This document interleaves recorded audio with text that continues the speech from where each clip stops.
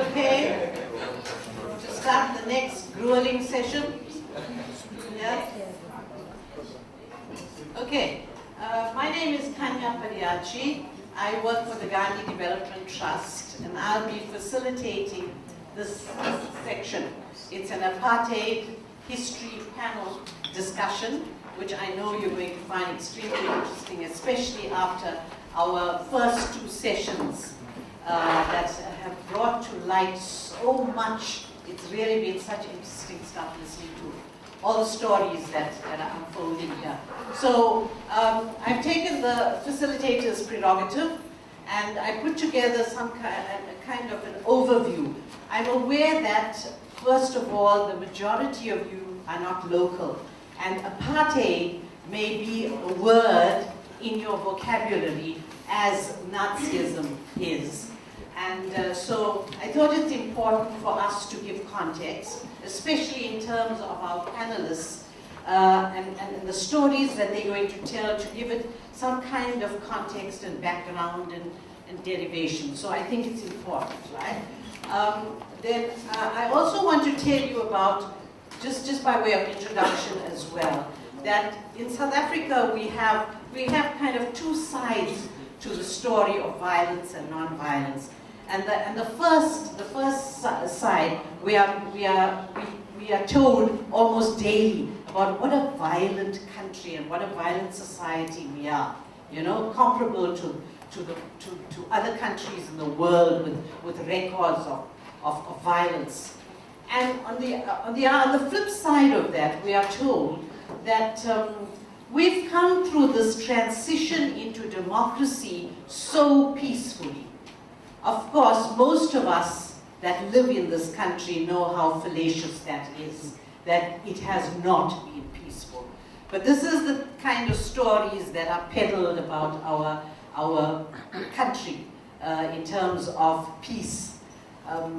Okay, so I just want to take you through very quickly an overview of apartheid and to give some context. So let's begin.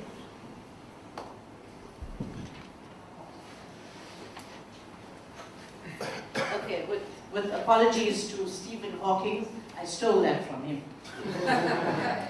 Okay, so that's a brief history of apartheid, and this is the time. Of course, I'm going to skip the previous three centuries of colonial rule and get to apartheid, which is the kind of grit of what we're dealing with.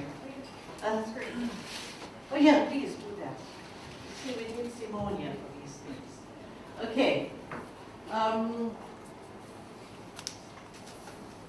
Okay, so we know then that the European presence has been here in this country since the advent of the Dutch East India Company. Okay, that's in the 17th century, and the Cape Colony was a kind of thoroughfare or through route. In the next 3 centuries, the Europeans expanded their presence, of course, in pursuit of the natural resources of the country, the gold and the diamonds, and so they made their presence pretty felt and never left. In 1910, the whites founded the Union of South Africa. All of you are aware of the Union of South Africa. So while in a sense the country was in a sense autonomous, but it still kind of existed under the dominion of the British Empire. So a series of land acts subsequent to that, through a series of land acts, about 80 to 90% of the country's land was taken away from the native inhabitants of this country, 80 to 90%. In 1948, apartheid came into being formally. You'll notice my kind of subheading there. This is the incremental dispossession of people, of the native people of this country. More than 300 laws led to apartheid's establishment, the kind of firm grounding of apartheid. You know, the greatest irony about apartheid is, although it was an illegitimate system to begin with, it was mired in legislation. Okay, so there's 300 laws led to the establishment of apartheid. South Africans were categorized into 4 racial groups. So we had the native inhabitants were the Bantu, the African people. We had Indian people, Indian that people that look like me, Indian settlers that came in 1860 as indentured laborers, and of course the merchant class as well. Then we have the colored people, who are a mix between the white and the African race groups, and then of course the whites. So that's the 4 racial categorization. Apartheid not only banned interracial marriage, but also sexual relations between members of different racial groups. It was not uncommon in a single family to have people in that family belonging to different race groups. What we commonly speak about, the pencil test, you know, depending on your hair and whether a pencil could actually go sort of sit in it, determine one's race group. Really disgusting stuff we're talking about here. Okay, so that's the. Let's move on to the next one. What did you do now? Aha. Entrenching subjugation. So thanks, Simone. Sorry.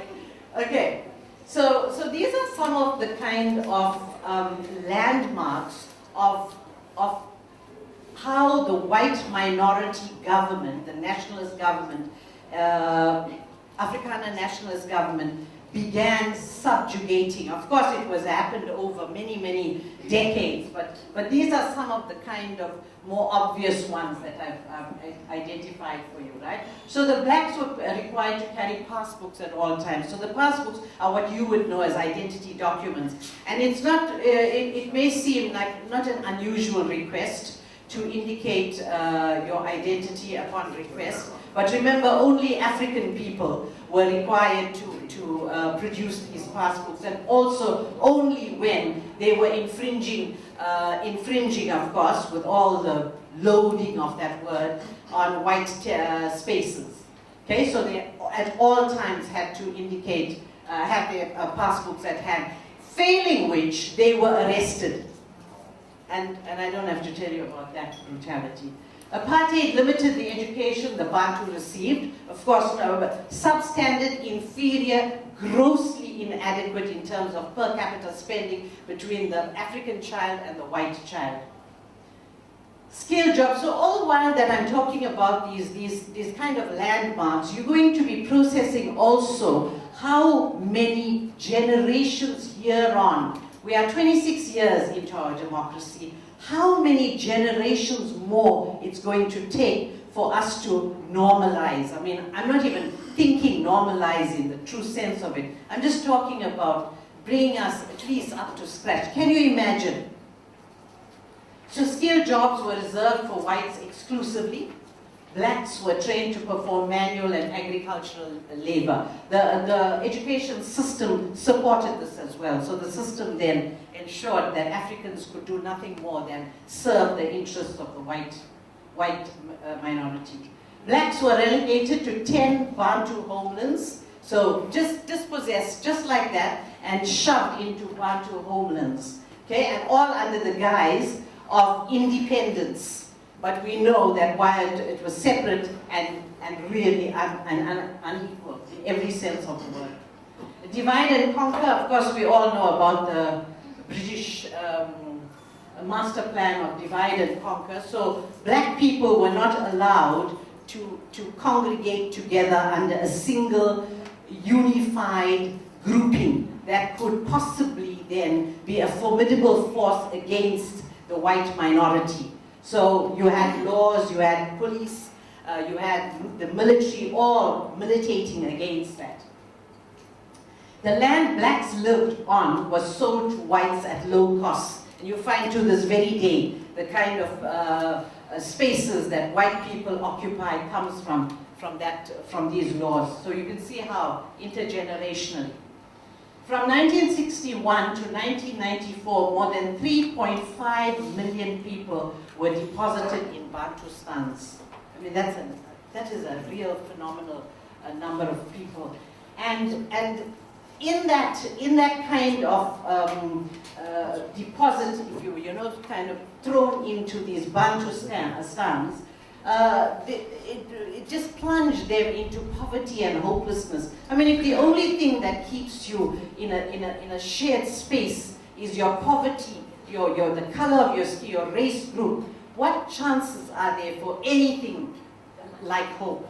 And so that is one. So what I've done here now is I've put together just some pictures just to show you visually what apartheid actually looked like. Okay? So this is apartheid. I don't know how clear it is. I took it off the net. And so there's the discrimination, political corruption, and violence, kind of three arms of this. I'm going to leave you to look at this and engage with this. Crispin is going to show you one of those signs there. But there's a natives, Indian, and colors, danger. And this, what we commonly call Swar Khafar is black danger. And that began, it was part of the propagandist machinery to begin fearing black people. And this is how the nationalists maintained their power and control.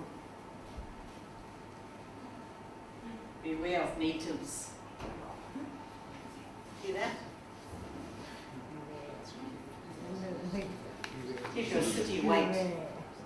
Vote for apartheid. Wow. Gruesome stuff. Okay, so this is Stop Police Terror. Remember, this is how they managed to maintain control and domination. This is a picture of police brutality at its worst. This must have been Sharpeville. Yeah. This is what a Batustan or township looked like. Here's another picture of that. Which are still features, by the way, of modern day South Africa. There's a sport boycott, because white sports people were playing quite peacefully until the sports boycott. Remember, the kind of sanctions against the country was so multifaceted. Sport is one of them. This is the past laws. And finally, I ended with one of these, the more iconic pictures. We often regard the Soweto 76 uprisings as a kind of turning point in the history of oppression in our country. And this picture here, which the world saw, many of you will be aware of it, I'm sure. But this is the day of the Soweto uprisings in 76, and this is the famous Hector Peterson carrying a child after that was killed by the brutality of the police. Okay. So you've got some kind of idea, some kind of background about where we positioned and where the panelists are going to speak from. And I think that's important for you to kind of process that and also think about the questions you're going to ask them. So each panelist is going to be given about 8 to 10 minutes to speak, and they're going to speak very personally about their own encounters in terms of these this system, this abhorrent system that we're still grappling with. Okay. So I'm going to introduce each one individually, because you'll forget the bio by the time I go to the second one. So let's begin. Shall I start with, you're still going to put your stuff on, right? Okay, can I start with Nokuthula? Nokuthula, whose bio is here.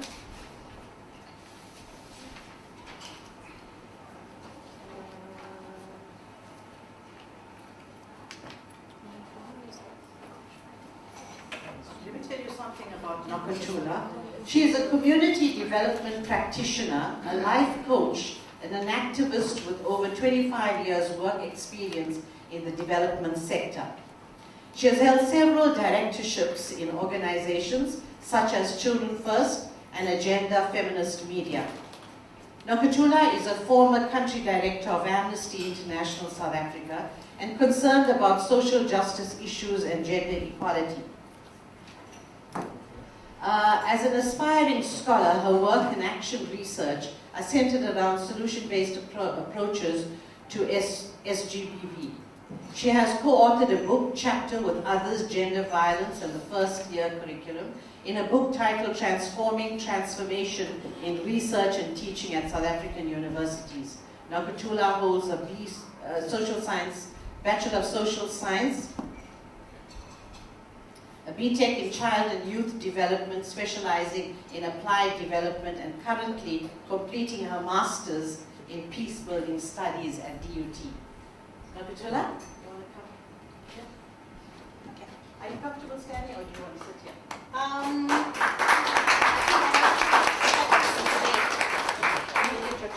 Okay.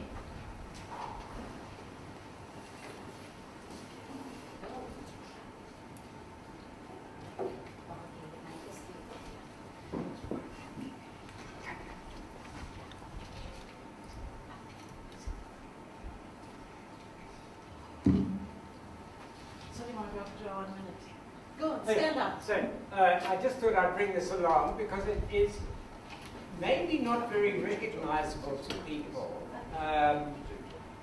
But this, in terms of what Kanya has been presenting, this is just the kind of tip of the iceberg in a way. But for us, it was absolutely normal. And I don't know if you can understand what it means even. Because people now say we are Africans too, who are describing themselves as Europeans at that time. So this is something I and a friend took off a bus shelter in 1974, one evening. So we stole it from the municipality. This is true confession time. And for me now, when I look at it, maybe you also see it if you are South African in particular, it's hard to make sense of what they're talking about, actually. But this was normal for us. It was what we constantly expected to see, and most people would pass these signs without thinking a moment about what the signs said and meant. So the bus shelters were constructed only for white people. You could have a bus seat, but not a bus shelter, if you're not white. The term Europeans refer to whites, and blancas, slechts blancas means only whites. The Afrikaans in English actually means something slightly different. But for me, the discussion this morning about the normalization of violence, these are very violent signs, if you like. What they communicate is exclusion or inclusion. And when people questioned this, they were treated as if they were the insane people, not the people who made the sign. The same people were those people who made the sign and enforced the sign. The rest, the people who actually challenged these signs were treated as being dangerous and possibly mad. Just so you know. Next, Desmond. Okay, Nokuthula, you want to start? Yeah. Okay. Okay. Good afternoon.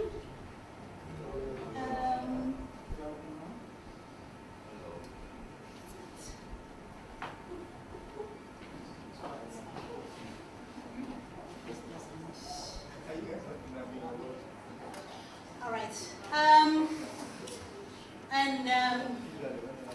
Welcome to our guests from different countries, and thank you for having you here. We really appreciate that we share this space and our experiences.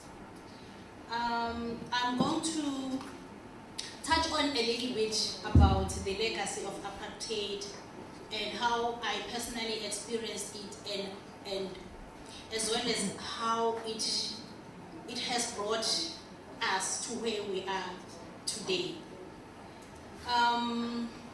As Lukhona has given us a bit of a background in terms of how apartheid worked, but what apartheid did actually, if you break it down and take it to a personal level, to human level, is that firstly it wreaked havoc in the society. There was exodus. because fathers were supposed to leave their families and go to work in the mines. Then they created that migrant system, and leaving most of the families headed by women. Women and children were left behind, and it created a fatherless African nation. That's the first thing that it did. Created that havoc and that exodus from the tranquility of the villages where people were farming and living on their own means of production, and it created this new means of production that you have to go and work in the mines. And therefore, the younger generation was left without fathers. It is the legacy that still continues up to this day, but it was created by the apartheid system. It dismantled the family unit and completely torn apart. There's an expression that says it takes a village to raise a child. So the village was no longer there. It was left torn apart. There was nothing left except for women and children. And it created that dependency now on employment and a system that made it hard for everyone to survive, other than the what do you call at the time the mainstream agricultural system, where people plowed their own food, ate their cultivated their own crops and had their own food. So it also created food insecurity, because they depended on the money that was sent from Johannesburg, which at times didn't come. Apartheid,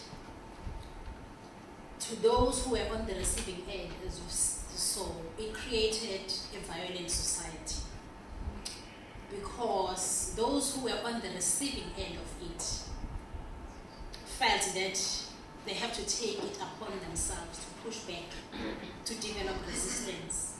And the only way to resist apartheid was to resist it with violence. Hence you saw the resistance, the pass law, the massacre that happened in the Sharpeville massacre, the 1976 uprising, all those things. It created a violent person in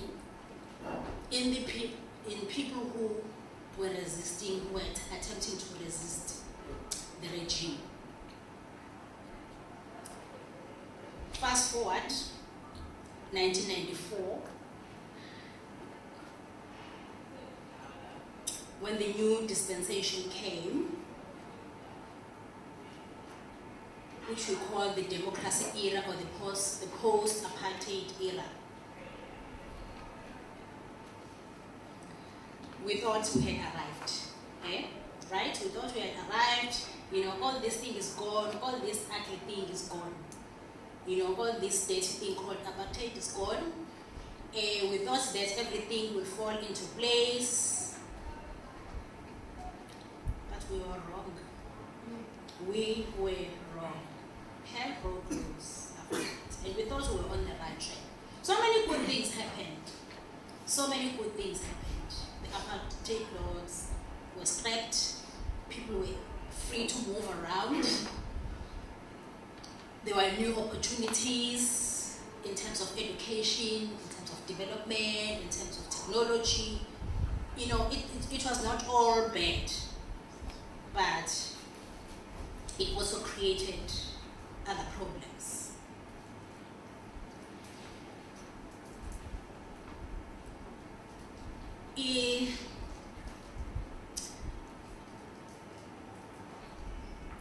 We lived into this new era, which created a new social order, which was not apartheid, but a social order whereby we thought that things would just fall into place, but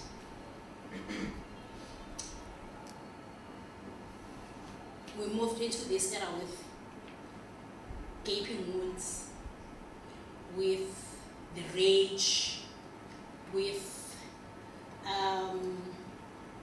the pain and the hurt of the era that we had just closed.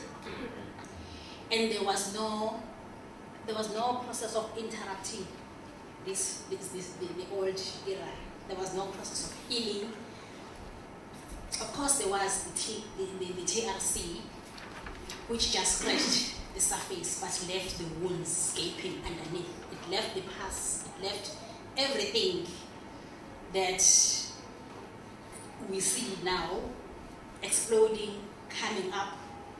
People still talking about the pain, how they experienced apartheid, how 80-something-year-old testifying in court, still crying about what happened to him in 1962. So the wounds are there. We moved with the wounds into the new era. And these wounds and the hurt and the violence has been transmitted from one generation to the other. So it's becoming intergenerational. It has led us to this current situation now where we see violence in South Africa as the order of the day.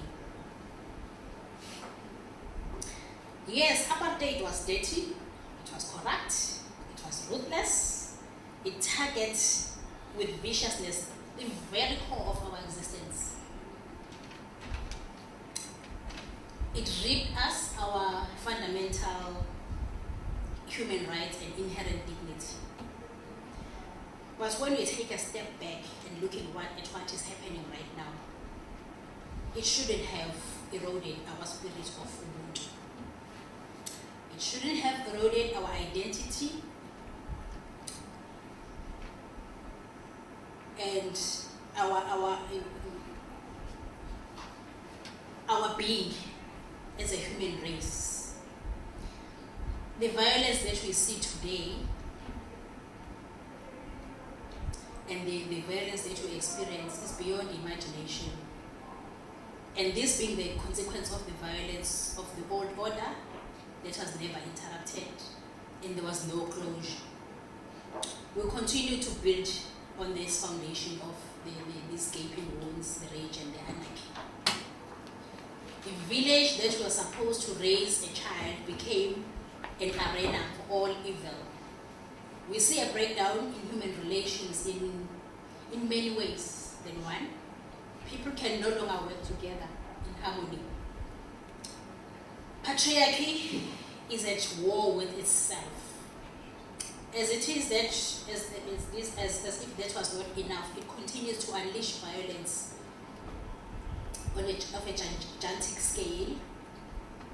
The state of gender relations is in tatters. You know how men and women relate. It's totally beyond, and I don't know what's the word to use now because of the violence that we see every day. Every day, bodies of women and children are picked up and wrapped in body bags. Women are punched. Women's body parts are cut. There was a woman whose arm was cut by a husband. She was somewhere in one of the hospitals. You know, men and women find it difficult now to coexist in harmony. This is the legacy of apartheid, because the family unit was dismantled then, and then now these people, two people, are finding it difficult to reconcile and live together in harmony. The violence being transmitted to the generations. Now, look at what the young people are doing to each other. Look at what is happening in the institutions of higher learning. People moving from their families, from wherever they are, to study here, and they come here and unleash violence. They unleash sexual violence. They rape others in dormitories. They kill each other in libraries. They shoot each other. Both men and men are taking other men, and men are taking women, and the other way around. Women are killing men. So it's a mess. It's a mess. If I can mimic what's his name, JJ Daban, when he says it's a mess. It is really a mess. The patriarchal system that we live in, as much as there has been the system that was not so kind towards a black person, but if we're a black woman, we are just right at the bottom of the ladder, because we're experiencing that, and then we're experiencing oppression from another black man before we are experience another layer of oppression. The hierarchy goes higher and higher and higher. But if we are an African black woman, you are most likely to be at the bottom at the end of it all, because we also experience another form of expression of violence from another black man who was also oppressed by other issues.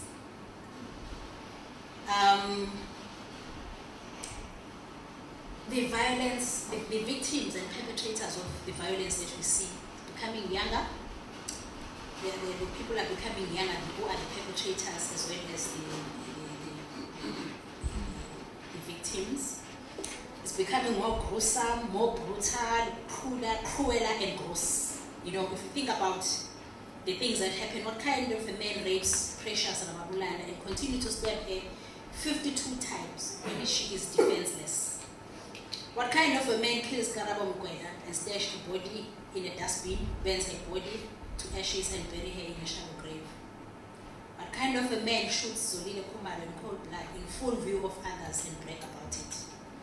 What kind of a man deliberately sets up a trap for Uine and Nkojana to come to the post office to rape her, kill her, burn her body, and bury her in a shallow grave? What kind of a man takes his own kids and strangle them, hang them to spite their mother? What kind of a man kidnaps an 8-year-old Desmond Van Wyk, rapes her, kill her, and throw her body in a stormwater drain?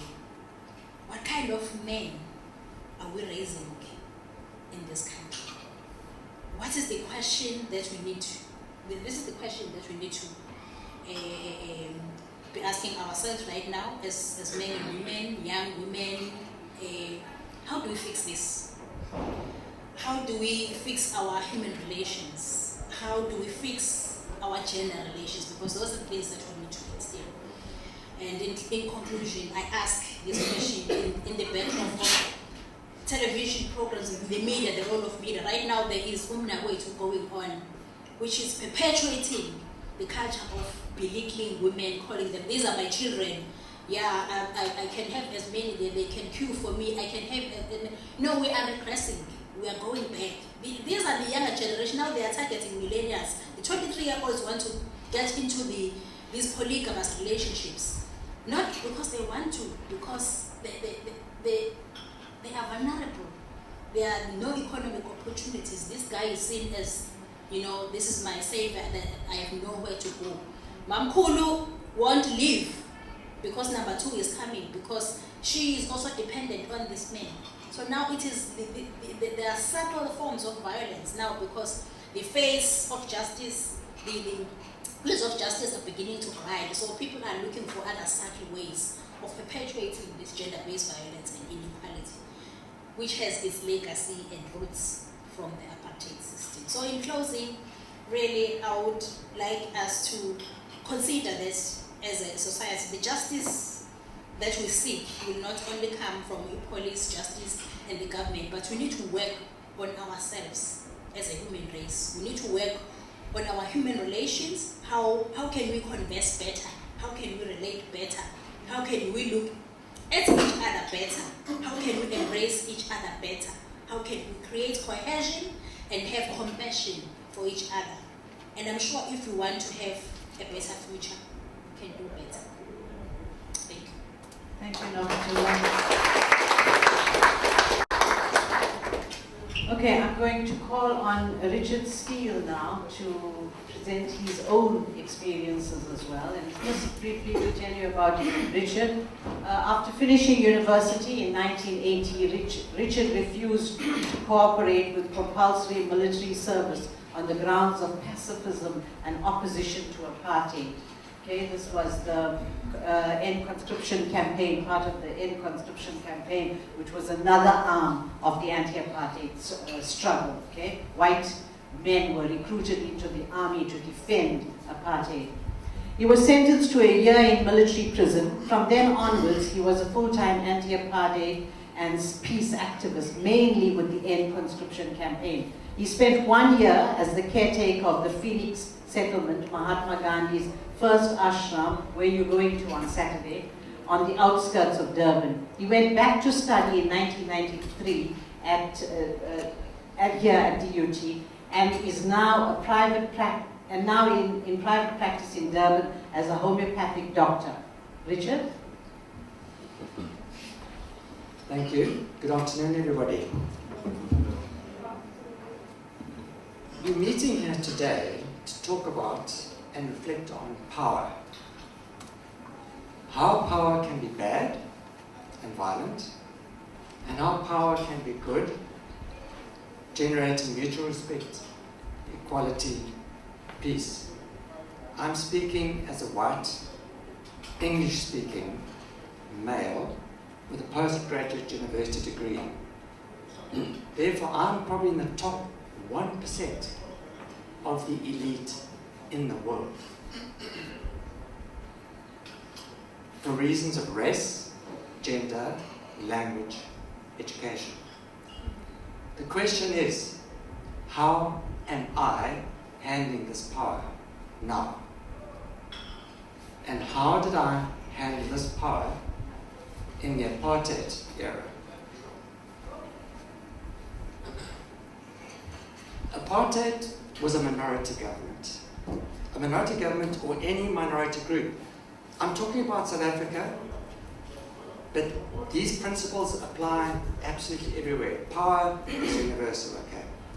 A minority government or a minority group in any setting can only stay in power if they can, 1, maintain the loyalty of their group, 2, undermine the self-confidence and cohesion of the majority, and 3, have sufficient force to be able to impose and enforce their will on the majority. In apartheid South Africa, the main tool of loyalty indoctrination and of forceful imposition was the South African military. For this reason, conscription was the white minority government's Achilles heel. Conscripts were relied on as the central protector of white privilege. But if they became unreliable, then this threatened the whole edifice of white privilege. Thus, white people, and white men in particular, could use their power to either support apartheid or undermine apartheid. What was the power that white men could use to undermine apartheid? It was our power of whiteness. Our whiteness was a commodity highly valued by the state because it was the essential ingredient in their hegemony. Therefore, refusal to surrender that commodity to the state weakened it. I refused to render this commodity. On the 25th of February 1980, 40 years ago this year, I was sentenced by a military court in Pretoria to 12 months in military prison for refusing to submit to compulsory military service for reasons of conscience objection. I was 24 years old. I just finished my university degree, a BA degree in Teacher's Diploma at the University of Cape Town. I was the first person to refuse to do military service altogether and be in prison. Most of the people in my era left the country and went into exile. I consciously objected to military service because the ethics informing my conscience were based on the principles of love and non-violence. Therefore, I could not participate in an organization such as the military South African Defence Force, which promoted violence and killing and trained people how to do it. I would have taken the same stand no matter which military force anywhere in the world was seeking to conscript me. I was, and still am, a universal pacifist. I also refused because the same ethics caused me to object to and oppose the violence of apartheid and any institution which perpetuated it. I could see that the SADF was a major instrument in the maintenance of white domination, so my refusal to serve in it was also a deliberate effort to weaken the SADF and so weaken the apartheid government.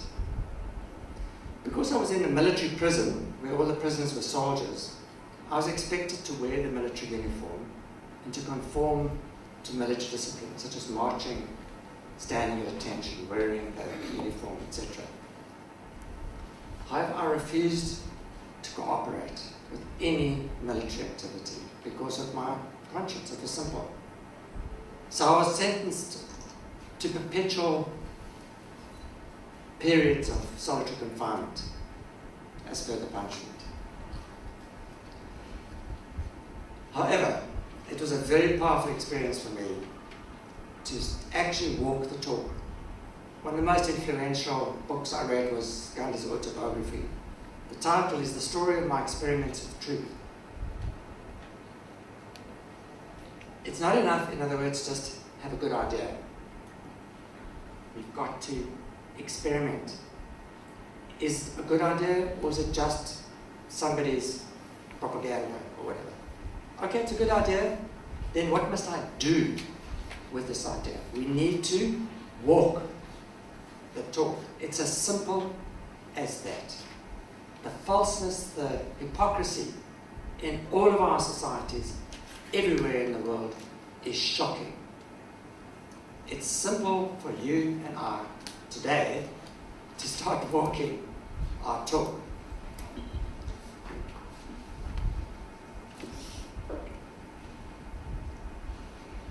Okay, I want to say a little bit further about whiteness, but frankly, I'm talking also for us about maleness in particular. All right? That is the major power hegemony in the world today, as Nokuthula pointed out. So I want to emphasize that. Okay, so in a sense, the way that we used white, and this is the way any of you can use your privilege, because frankly, all of the people in the room here are probably in the top 5% in the world, right?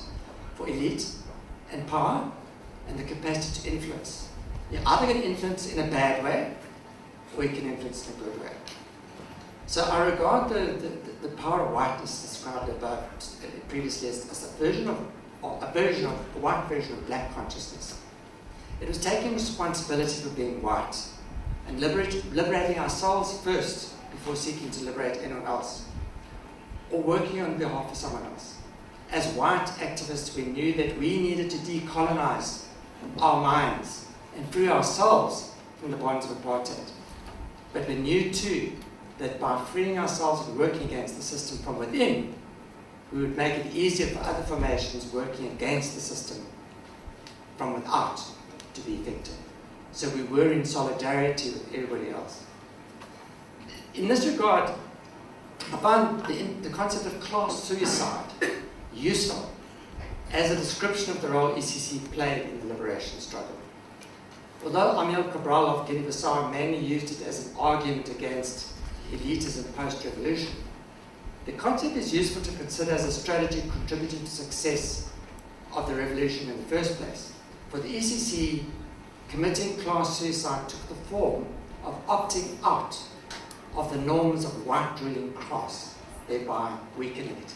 I'll just give you an example. Simply, when I was at university in Cape Town, in those days, the white signs were up. Whites only, or trains were segregated. The post office was segregated. If you wanted to go and do something at the post office, you went into a white section or a black section. If you wanted to go to the cinemas were segregated. So I, and others like me, would go into the black section of the train, the black section of the post office, the black cinemas. We refused as far as possible to collaborate and perpetuate simply doing the white thing. We wanted to break that mold in our own minds and break the mold in other people's minds. Those are simple examples. The biggest example, obviously, was refusing to do military service. Okay, so more importantly, though, as per Cabral, class suicide was also an act of fundamental realignment. As he says, The revolutionary petty bourgeoisie must be capable of committing suicide as a class in order to be reborn as revolutionary workers, completely identified with the deepest aspirations of the people to which it belongs. Okay, so that's what we try to do as ECC activists, not only committing class suicide by saying no to apartheid, but we were reborn as revolutionary workers by saying yes to democracy, justice, non-racialism, non-sexism, non-violence, common humanity. So that's the challenge I'm wanting to leave you all. What can you do in your position of power to say no? No in the first place to perpetuation of injustice, inequality, violence and oppression. And by the way, as per the old feminist slogan, the personal is political. So your own personal relationships in your family, with your colleagues at work, with your friends at university, etc. We need to practice these principles. What we say on platforms is empty, clanging cymbals and drums and all this. It's what we do in our everyday life which is important. So we need to say no to those things. And what are we saying yes to? What's drawing us forward? What is our vision? And what enables us to keep going in a violent, aggressive, and harsh society? We need the yes. For instance, gardening. What are the simple things we can do that connects us to the old, to the nourishing, and our relationships? So I'm wanting to encourage you to consider the no and follow the yes. Thank you.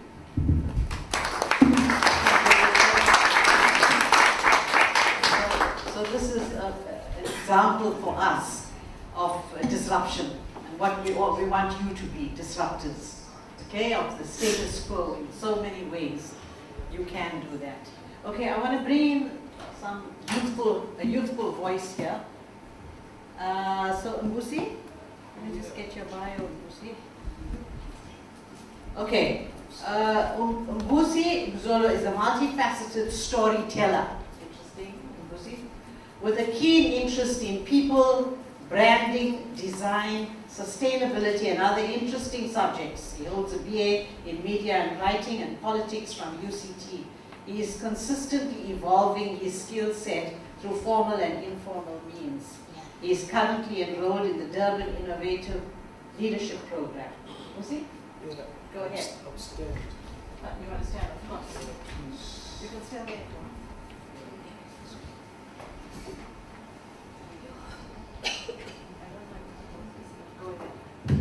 Hello.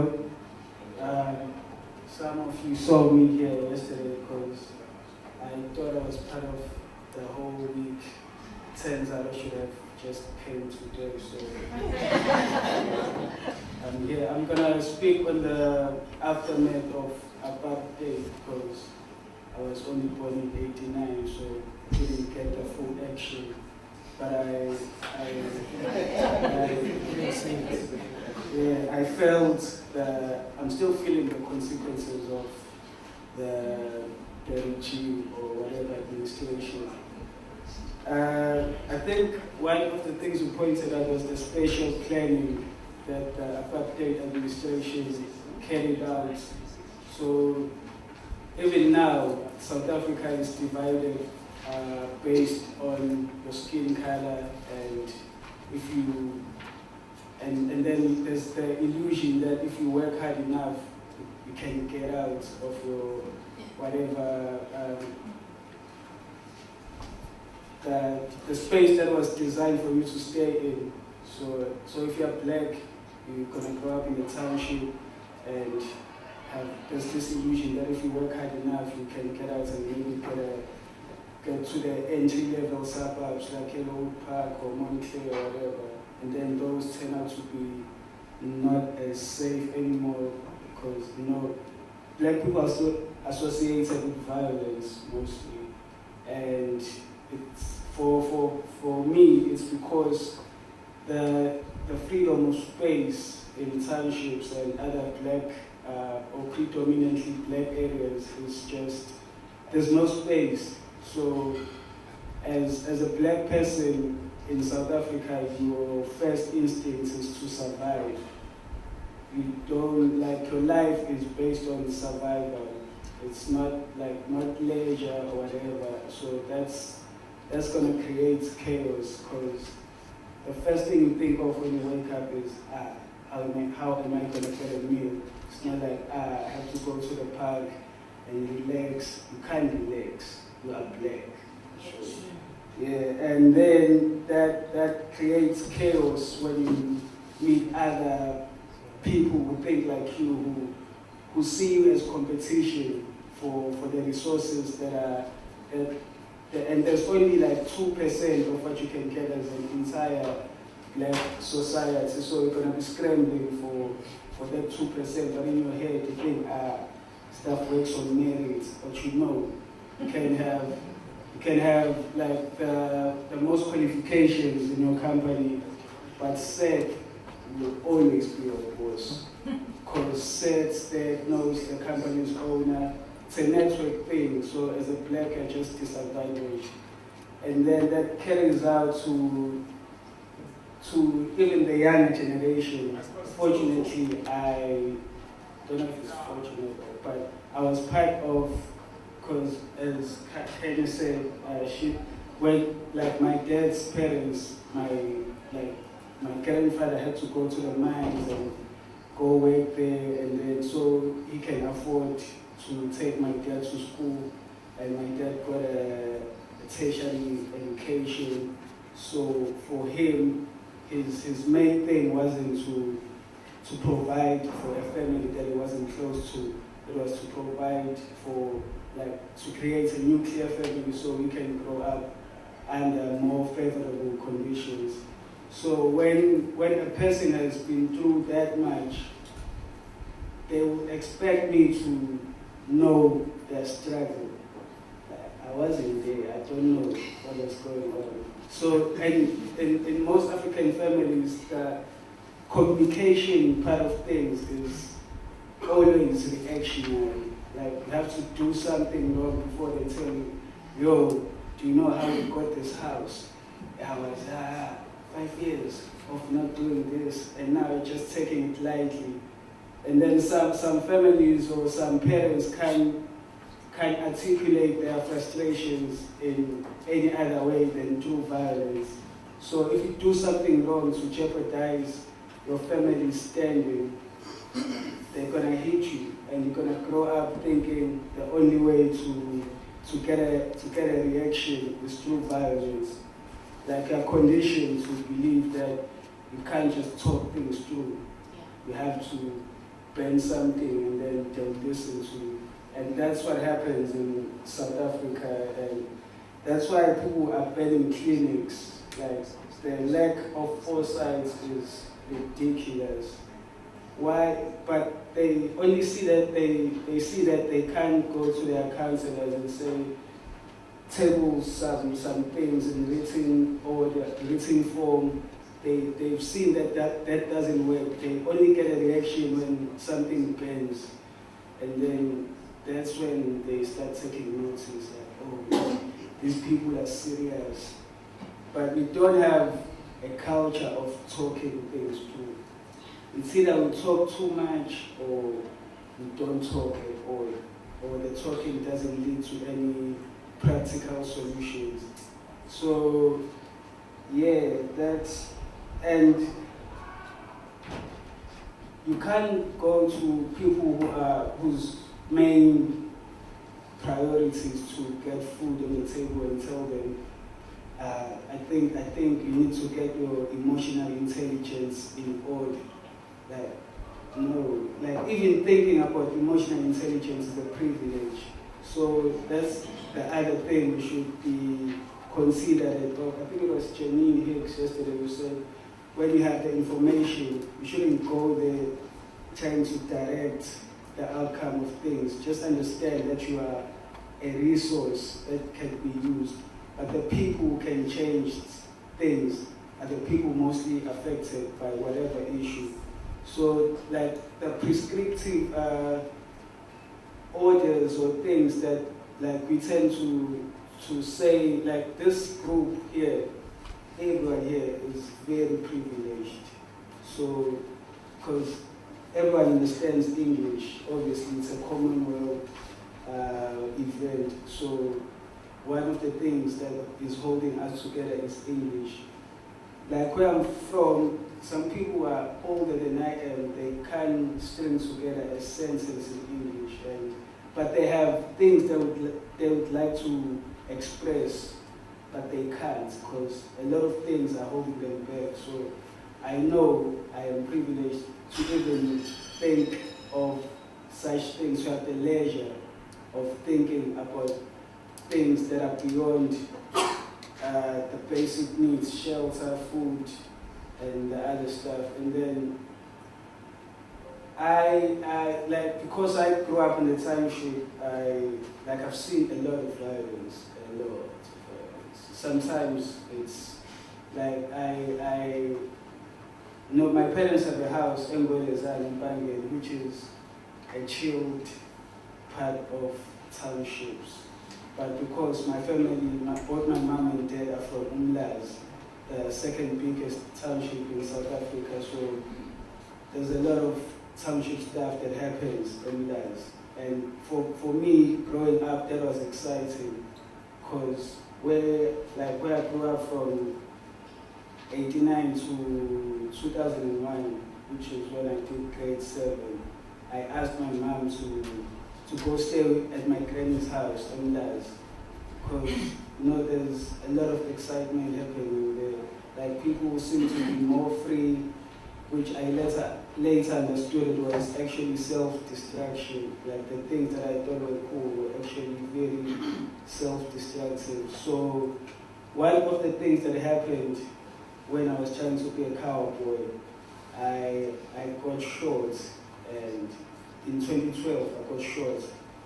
That's why I am wearing 2 braces right now. I'm wearing a knee brace and a back brace, because I felt like township people, there's just this thing of trying to prove a point, always. Like, yo, I'm better than you because of very silly stuff. So, like, my shooting was so senseless, which is how most crimes happen in the township. Like, people are just, because you are taught that, like, this is the only space you have, so you have to be known in this space that no one is gonna do anything to you. So one of the ways you can show that you can exhibit your power is by abusing other people. And then, yeah, I got shot, and now I got shot in 2012, but I have chronic nerve pain and post-traumatic stress disorder and all these things that come with trying to deal with being shot and not knowing who shot you. And that happens a lot in townships. So the effects of apartheid are still present because it's a design to just pit people against each other for resources that are actually non-existent. Like there's an illusion of you are better than the next person, and it amplifies the more you, like the less resources people have, the more violent they tend to be, because they think that the only way for them to get a reaction is by destroying stuff. So apartheid did a really good job of conditioning people to not process things like people, just tune up your animal instincts, and then things are gonna be okay, which is obviously rubbish. And there's a lot of hopelessness, as the first slides were indicating. Because if a person doesn't feel like they can ascend in life, they're going to do whatever is going to get them attention and most of those things are distracting. So there's a lot of substance abuse, a lot of crime, because like some people, like I'm still trying to understand this, but I've been hearing a lot of these stories that there are people who would rather be in jail than outside. So they don't like being part of communities outside of jail. So any chance they get, they're gonna do something that's gonna take them back to prison, because they feel that's where that's where they feel like human beings, because they have power over newer inmates or other people who are not part of the numbers game, whatever. So like when they're outside, they feel weightless and they have to commit a crime to go back. So that it's a long process. I don't know if hopefully like if we try and cause change to the people close to us. I myself know some people who have no hope, which is sad, but they don't have any hope. And most of those people are black and they're from townships. So it's just a lot of conditioning that went on, which is going to take a long time and a lot of resources and a lot of people like you guys who understand things on a higher level and who can talk to people who actually make decisions to change that. Yeah, I think I covered most of my knowledge. Yeah, thanks.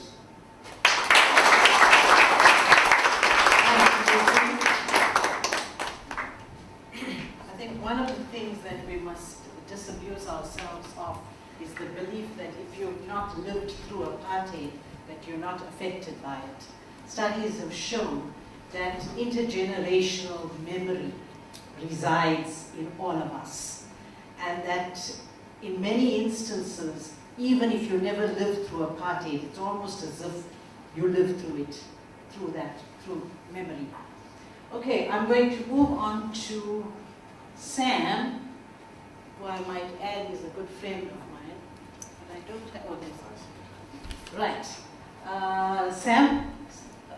Sam is an educator, researcher, gender activist, cultural and community worker. In the 70s, she was involved in the Black Consciousness movement, resulting in a 5-year banning order and house arrest.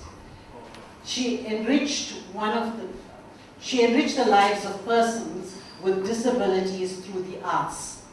Today, she serves on the board of Action in Autism. Sam has been striving for a collective woman's voice in Women in Action South Africa.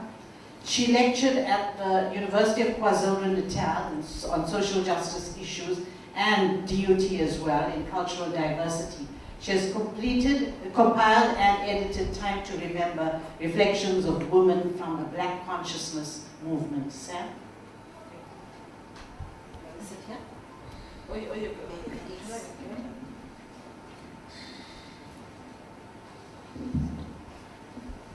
Thank you, Kanya. You've all been welcomed, and they will, like in all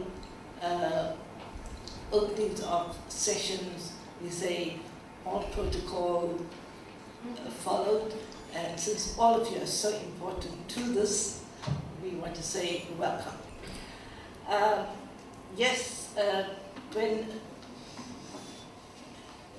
Crispin invited me, he said, well, I would like you to talk about your experiences of violence. You've had a background to apartheid, and I was born in the year 1948. So you can imagine how old I am, as old as the apartheid regime was installed into this country. And it is still all part of my life. So when you look at me and you say, and I've been called various names in the past, which names you cannot utter now. So when people looked at me, I was called Ama India, Ama Kuli, Ama whatever else. And I was divided from the rest of society because of my so-called Indianness. And I fought that all days of my life, of my living life. And I chose to call myself black because for too long, during the apartheid era, I was called non-white. And I refused to be the negative of anything that was white, which was a norm of the day. So that was my struggle. And that was the struggle of all black people in this country. We fought against the kind of divide and rule policy of the nationalist government. We fought against being called Indian, African, or colored. We fought against that kind of designated identity of who others wanted us to be. And we decided from the fact that people who were socially, politically, and economically oppressed were black people in this country. And we then registered ourselves within the black consciousness movement as being called as being black. That term today is a contestable one, and there are different degrees of blackness and how you are seen. But we still say it loud, we are black and we are proud. And that is the history from which I come from.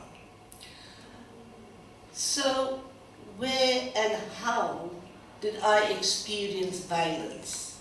The violence I experienced is against my background of being part of the Black Consciousness movement, which began in 1969 when black students walked out of the student movement at the University of Witwatersrand when they were being discriminated against. I'm not going to go into that kind of history because you need to read it up and find out why. Many of you would have heard of people like Black Steve Biko.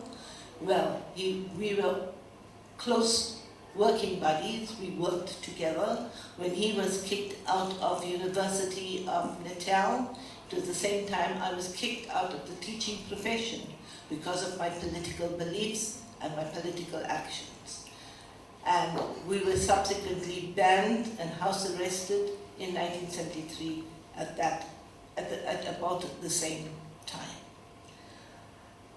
Now, about the violence against me and against my person, mine is a simple, for you would be, it has now become a simple story because we tend to forget the violence. And it is so submerged in our subconsciousness, it becomes so part of everyday life that we forget about what had happened to the self, the body, the mind, the spirit. But when you are asked to talk about the violence against you, all that begins to surface. And it is a hard pill to swallow. The violent attacks on me came in various guises, in the forms of intimidation, harassment, third-degree assaults, physical assaults, psychological attacks, being silenced through a banning order and house arrest, and being imprisoned while I was 4 months pregnant. Intimidation and harassment was a constant. It was a means where the special branch would come in and use tactics to instill fear in us. They would present themselves, and I'm sure you would have read about how the police would come at unearthly hours of the morning and bang at your door or rattle your windows. They would enter the house, search for literature that was banned. They would question you about people who visited you, or the phone calls that you had made or were made to you.